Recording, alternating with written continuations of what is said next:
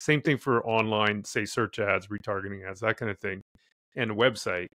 That's like your signage, and then Wayfinder ad, those ads that are optimized for ROAS probably and showing your inventory.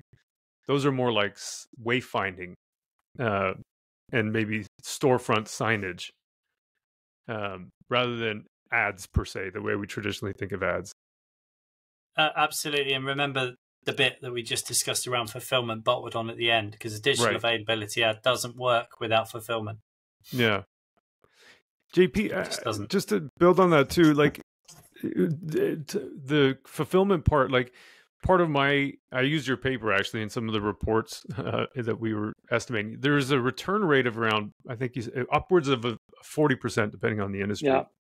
So we averaged our expected return rates at 25%. And that turned into like a cost to us of $600K on $10 million revenue. I mean, it was not a real company, so I'm just guessing on this.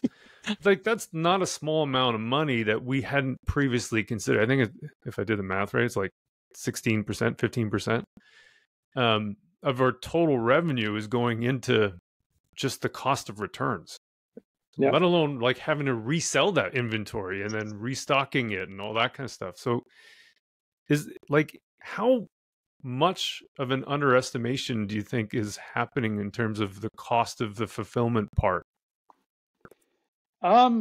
It's huge, because what you see is not only that to your point, you have high return rates, right? They're significantly higher than the physical retail. Physical is around 8%.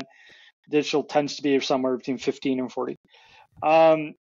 But it's not just sending the whatever people have bought back to the company. You have to actually have someone unpack it and then stock it and then put it on the website again. There are all these bits and pieces that add up. And again, I think that people tend to just think about, well, okay, but if we just sell the thing, then hopefully people will like it. And if they don't, well, we'll have to just toss that away and into accounting somewhere, and then it goes into a black box and won't see it again. But to your point, it is typically a very huge number, a very big number.